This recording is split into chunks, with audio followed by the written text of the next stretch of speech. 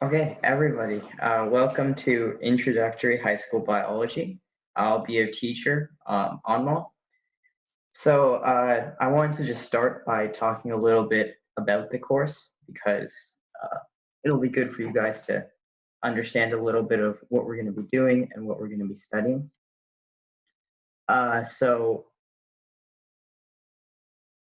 Wait 1 second. Okay.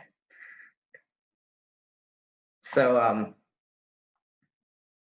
uh, so I just wanted to talk about how I got into biology. So obviously, I started biology when I was in 6th grade. So I heard some of you guys actually had some concerns that you guys, would be too young to learn biology.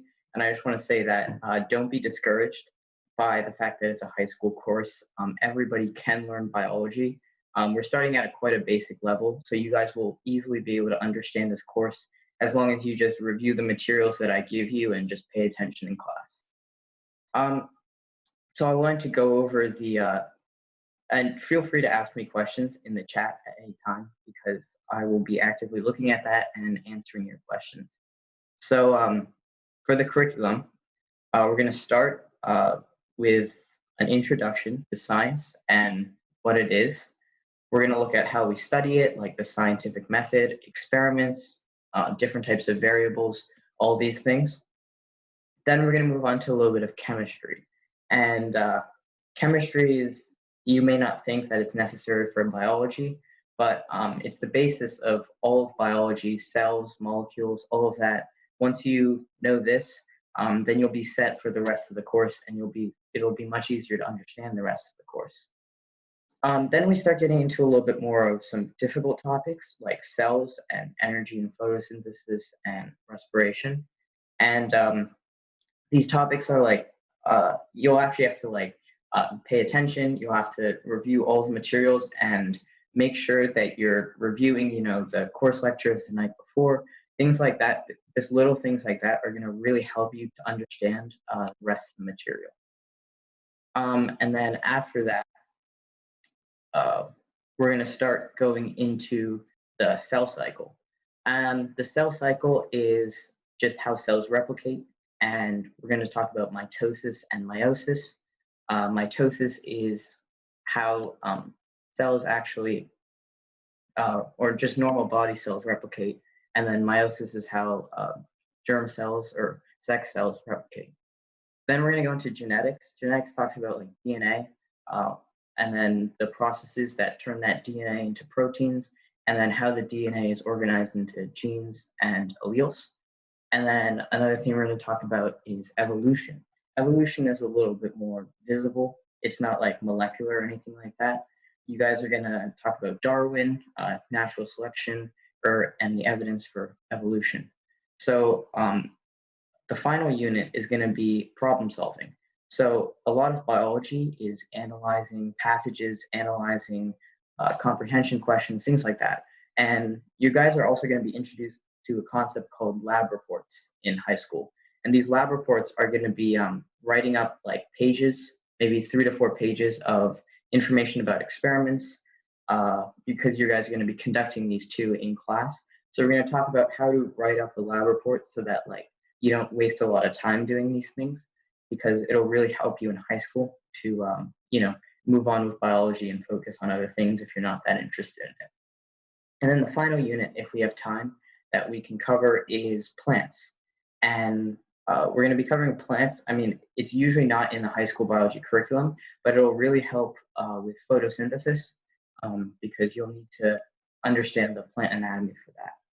So if you guys don't have any other questions about what we're going to be doing, then I will start teaching, if everybody's okay with that. Okay, so somebody asked about body systems. So I decided that we're not going to do body systems because it's not a big thing in high school biology. And okay, so I was actually going to talk about this, but our future courses that we're going to be offering are courses like AP Biology and SAT Biology, which are based off of 2 exams that you guys are probably going to take in high school.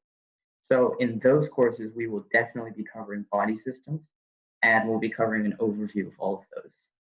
So because this is introductory high school biology, I decided that it might be a little bit too advanced to go into those things, and it's just a lot of information. If anybody has any other questions, just ask them to me now, because then we're going to get started.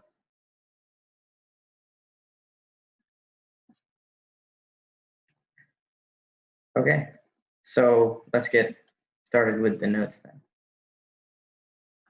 So we're going to be talking about intro to biology, which we're going to talk about introduce themes, and we're going to describe mechanisms by which science is going to be explored.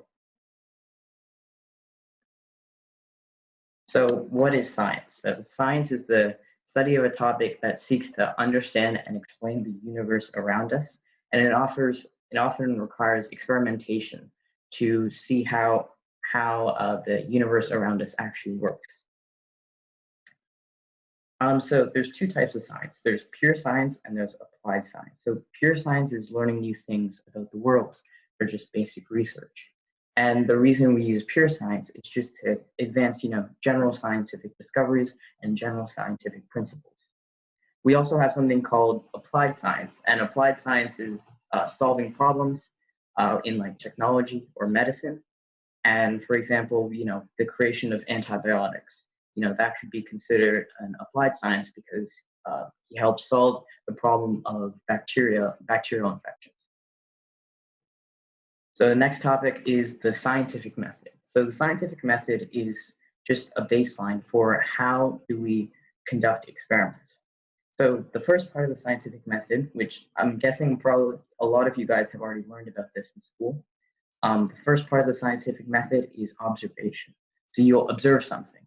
So maybe you're in the nature and you'll see a tree with green leaves, but then in the fall, the leaves turn red, and you're wondering why that happens. That's the next part. You ask a question or you state your problem. How does this leaf turn yellow? Then what you're going to do is you're going to form a hypothesis. So you're going to think about a possible explanation, and you're going to say that maybe it becomes cold, and because it becomes cold, the leaves turn red. So because of that, now you're going to make a prediction. So you're going to say, okay, maybe if I take a plant and I put it in the fridge for a week, then maybe the leaves will start to turn yellow. So, and now you have to devise your experiment and start testing. So what you're going to do is you're going to, take that plant and you're going to put it in the fridge. So then finally, you're going to maybe take multiple plants, you're going to put multiple in the fridge. And then what's going to happen is you're going to have to analyze all of that data, because now you have a bunch of data about like the color of the leaves once you put them in the fridge, and then you have multiple plants. So a great way to analyze your data is to use a graph or chart. So maybe you'll graph plants on the x-axis, like plant 1, plant 2, plant 3, plant 4. And then on the y-axis, you'll graph color, or green or yellow. So then what you'll do is you'll see, was my hypothesis right? Did these leaves turn yellow because of the cold? And then if your hypothesis is correct, and it did, then your hypothesis becomes a theory. So the way it becomes a theory is by other people starting to review your experiment, make sure you did it correctly, and repeat your experiment. The reason why we repeat experiments is because sometimes you'll have confounding variables. So for example, you'll have like maybe your fridge temperature dropped in the middle of the night for some reason. So because of that, what you're going to have to do is you're going to have to continue to make sure that your hypothesis is being tested correctly. So now let's say your results actually suggest something else, and in fact, your results actually suggested that the leaves are still green, nothing happened. Well, then now you have to go back to your hypothesis and think again. Maybe there's something else that's happened. So that's the basis of the scientific method. And the reason that we have this scientific method is so that we can, really understand. We have like this set process that all scientists can use. This is really, really useful because it helps to standardize science in some sense. However, we learn about this, but there's also a lot of other methods that we can use to experiment because not all observations can be tested by just forming a hypothesis and then making a prediction and then creating an experiment. Sometimes you need to do other steps that are a little bit more advanced for things like that. So now let's move on to types of experiments. So there's two types of experiments. There's controlled experiments and there's field studies. So in controlled experiments, you're just going to manipulate one variable while keeping all of the others the same. So you're going to measure the effect of just changing that single variable. Controlled experiments are really, really useful because you'll get you'll get a nice result, and then your result will definitely be true. But in field studies, you don't manipulate any of the variables, so there could be a lot of confounding variables, which means that your results may be different because you're in the field rather than in the laboratory. That's why using controlled experiments can be much more useful. However, field studies are also going to be can be useful if, like, let's say you're testing how good a drug is. So you could do this in a lab on humans, and just look at that drug and try to keep everything else the same about the experiments. But that's not how it happens in real life. Field studies are more representative of real life, while controlled experiments are just good for laboratories. That's the difference between the two. So now there's two different types of variables when you start to design an experiment. So your variables are going to be your dependent, and then you're also going to have an independent variable. So the dependent variable is the variable that is measured. So it's the results or the outcome of the experiment. It's the data. That's how you're supposed to remember it. Remember, the D is for data. So scientists, once the experiment is completed, they will look at the dependent variable. So now let's go back to our plant example, right? The plant and then the temperature of that plant is going to be the independent variable. And then the color of the plant is what the scientists are looking at. So that's going to be the dependent variable because that's what the scientists are looking at. The independent variable is the variable that the scientist is going to manipulate. And this independent variable is going to have an effect on the dependent variable. So in our example, this independent variable is temperature. The temperature of the fridge, we believe, is going to have an effect on the color. We're also going to manipulate this variable because we're going to put it in the fridge. So we're going to manipulate the temperature. So if you want to identify a variable, you're just going to look at, we are testing the effect of blank on blank, where the first is the independent variable and the second is the dependent. The reason that they named it dependent is because that variable depends on the independent variable. Because obviously the dependent variable is changing based on what you do to the independent variable. So an experiment, and by the way, if you guys want to take notes, feel free to do so. But I'm also going to be posting this lecture on the class just in case. So an experiment has two different groups. You'll have a control group and you have an experimental group. So your control group is your test subjects that are not manipulated. So for example, if you're doing this experiment with putting plants in the fridge, then maybe you'll just keep out one plant just on the side or on the table. And what this will do is it'll give you a baseline. So if that plant, let's say, doesn't change its color, then you know that your experiment is right. However, let's say that your experiment, or let's say that it does change color, then you know that something is wrong with your experiment because it shouldn't be changing color. That's the purpose of the control group. It's supposed to supply just a norm. It's used for comparison. So the experimental group are the test subjects that are receiving the treatment, which in our case would be the cold. The control group is the one is the group that's not in the cold, and then the experimental group is the one that is. So an experiment, it needs constants. And what constants are characteristics that all test subjects have in common.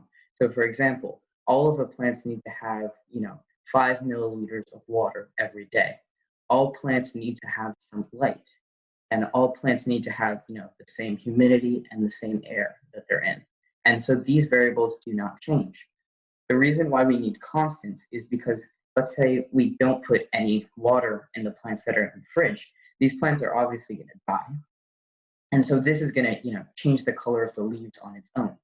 And so this creates a variable that is actually, confounding or messing with our or our results. So that's why we need to keep all of the other variables besides, temperature constant in this experiment. So, I think there. So examples. So we have 3 environments that we know have different levels of herbicides. And we want to look at we're trying to look at differences of these frogs in each of these 3 groups. So we're going to gather frogs from each environment and then bring them to a lab. So what kind of experiment is it?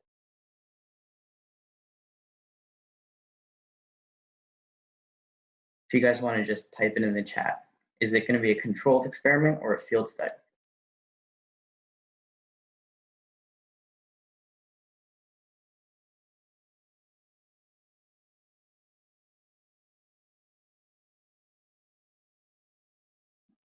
Yeah, so everybody's saying field study because what we're doing is obviously we're going into the environment and we're looking at these frogs in their natural habitat.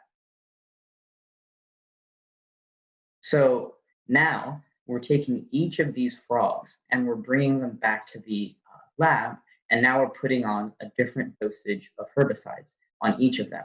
So now we're bringing them back to a lab. So now what kind of experiment is it? Controlled or comparative?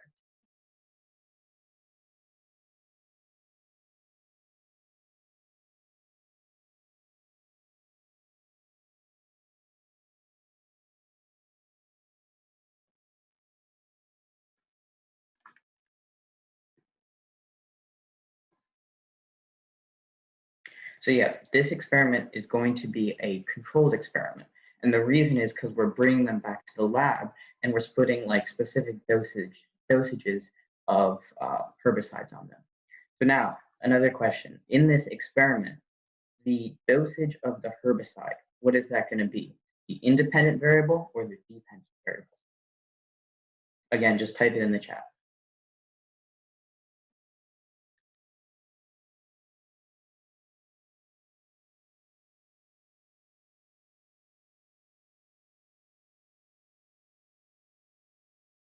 So yeah, so this is going to be the independent variable because remember, we're not measuring it.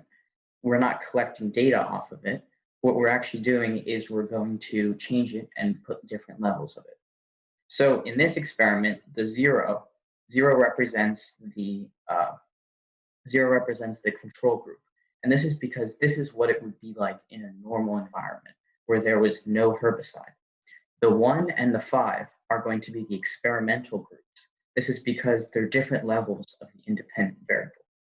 Also, the changes in the reproductive system, that's going to be the dependent variable because that's what we're measuring. That's our data. So now, what is the difference between your data and your conclusion? So this is quite important. Your data is just your recorded observations. So what you see. So in our frog example, it's just going to be the changes in the reproductive system. The conclusion is going to be what those results suggest about your hypothesis. So for example, if your hypothesis was that herbicides have no effect on the frog reproductive system, but it actually results that these herbicides, pretty much destroy the reproductive system, then your conclusion is that your hypothesis was wrong because the herbicide destroys your reproductive system. Oh, so I just talked about this. So a theory versus a hypothesis. So a hypothesis is just something that you will prove. And once you prove it, it becomes a theory. And then if that theory gains even more support, it becomes a law. So examples of laws are like Newton's law. because those laws have been proven over and over and over and over again by different experiments, by numerous scientists at different time periods, and they've all proven the same thing. That's why Newton's laws are called laws.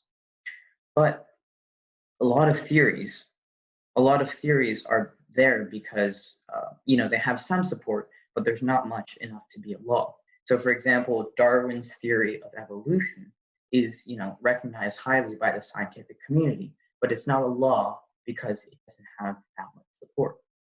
So theories can't become laws, and laws can't become theories unless there's a ton of evidence. That's how a lot of things in science are done. Results are only proven when theories or when there's a lot of evidence there to do so. Yeah, here's some basic examples of theory.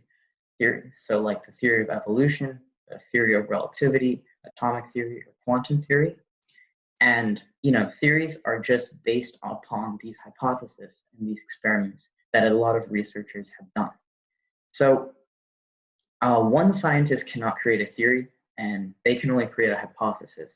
And this is important because you have to understand that even if you do an experiment and you get like a certain result, before you can say that result rules the entire scientific world, many scientists or other scientists also have to repeat your experiment. So a theory is very well supported and agreed upon, and it's based on a lot of evidence done for studies at the time. So can a theory change, and when would a theory change? So normally theories do not change, and obviously they'll only change if scientists discover a new method and they discover a lot of evidence for that theory, and only in that case will the theory change. So theories versus facts. So theories are the basis of facts. So a theory is an accepted or valid explanation for a phenomenon, but facts are just the truth. So, we can't always assume that theories are the truth, even though, they've been supported by a ton of evidence. We don't know. Maybe in the future, what we'll discover is that, that evidence was flawed. And as we go deeper into the subatomic particles or something, we'll find that theory was actually flawed. So that's why we can never, we never can say that a theory is always going to be fact, because it can always be changed. So now we're actually going to get into a little bit more of biology. That was just the scientific method and how we do science. So biology is the study of living things. So how they work, how they interact with their environment, how they change over time. There's many different studies based on biology, like medicine, nutrition, physiology, microbiology, environmental studies, or even evolution. All of those things are about biology. So we had a question about what is the difference between the theory and the law, because it's just the amount of evidence to support it. So if you think about it, right, a theory is based on the current evidence at the time. So for example, if there's a theory, then what's going to happen is, a lot of people are going to start to test that theory. So for example, I don't know if you guys are familiar with this, but Darwin's theory of evolution, it's widely accepted right now because there's a lot of evidence to support it. Physical evidence, fossil evidence, dating of molecules, all of those are there to support Darwin's theory of evolution. And the way it becomes a law, it's just the amount of evidence that supports it. If you can find, if you go into quantum mechanics or quantum particles, and that ends up supporting Newton's laws or Newton's theory, then it becomes a law. That's really just how theories and laws are different. So then there's living versus non-living. So those are the two main components of environment. Abiotic are just living things, and biotic are non-living things. So if you want to, in the chat, Give me an example of an abiotic thing, or something that's living, and something that's biotic, or something that's non-living. Oh shoot, I actually mixed those up. My bad. Abiotic is non-living, and biotic is living. Sorry.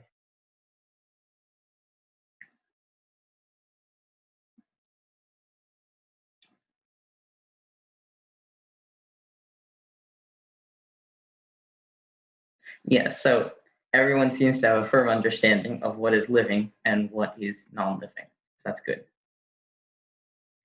So now let's move into energy.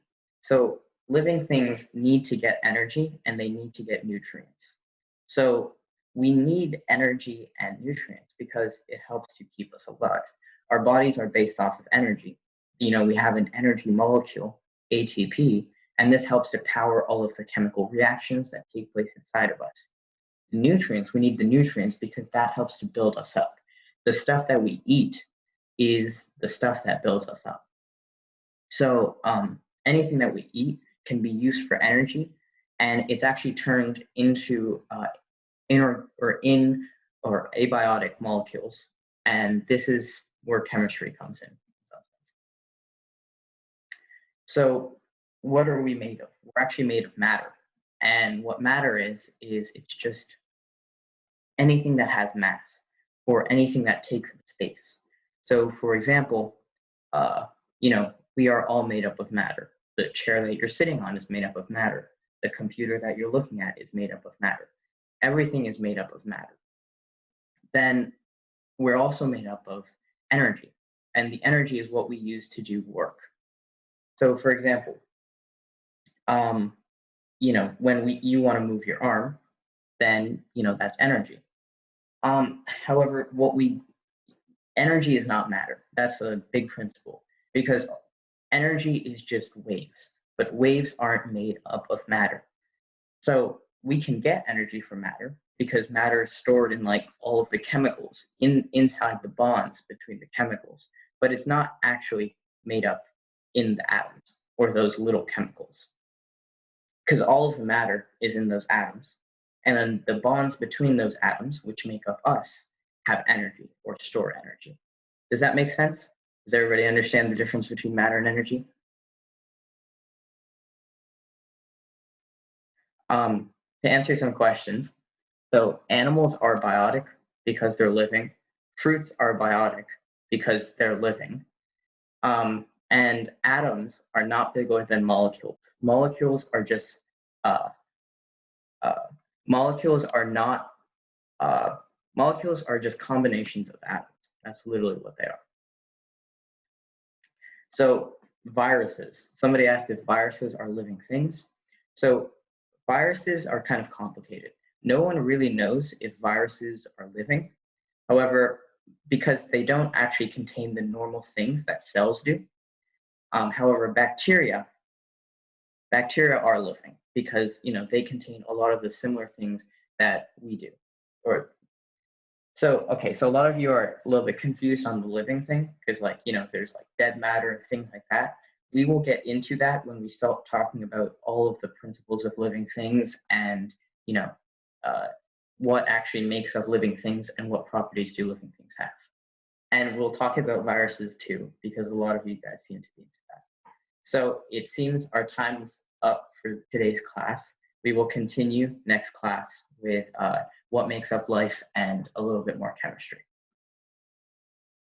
Okay, thank you guys for attending. If you guys have any, different things or things that you would do differently, just email me or send me a message.